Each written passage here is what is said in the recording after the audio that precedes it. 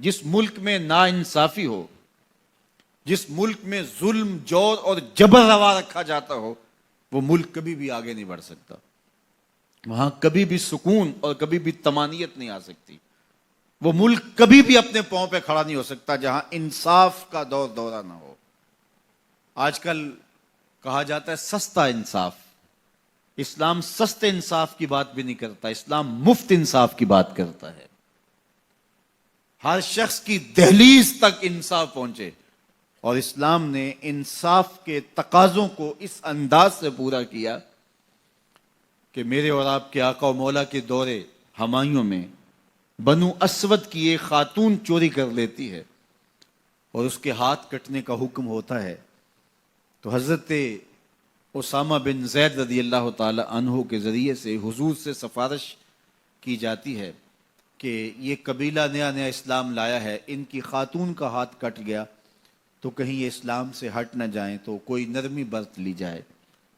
تو حضور بلال حبشی کو ممبر بچھانے کا کہتے ہیں. لوگ جمع ہو جاتے ہیں تو آقا کریم ممبر پہ جلوہ افراز ہوتے ہیں اور فرماتے ہیں تم سے پچھلی امتیں اس لیے ہلاک ہوئیں کہ امیر اور غریب کے لیے الگ الگ انصاف کے تقاضے تھے ان کے ہاں.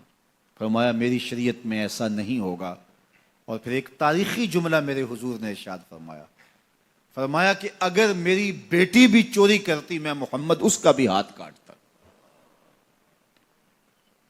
جب کسی بھی ملک کے اندر، کسی بھی ریاست کے اندر دو طرح کی عدالتیں ہوں، غریبوں کے لیے الگ نظم ہو، امراء کے لیے الگ قانون ہو، تو پھر کبھی بھی اللہ کی رحمتیں ان قوموں پہ نازل نہیں ہوتی.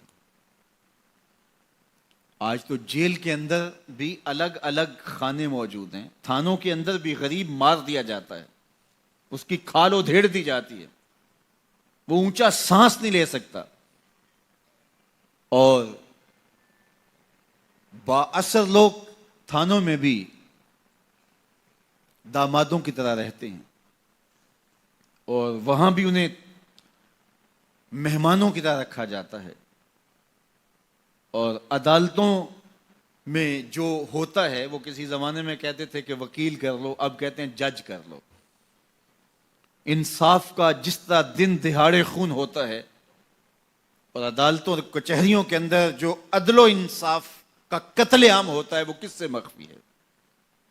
اپنی آنکھوں پہ پٹی باندھ کر کے اور خاموشی اختیار کرنے سے کوئی فرق نہیں پڑتا. آج ہمارا عدالتی نظم انصاف نہیں دے رہا.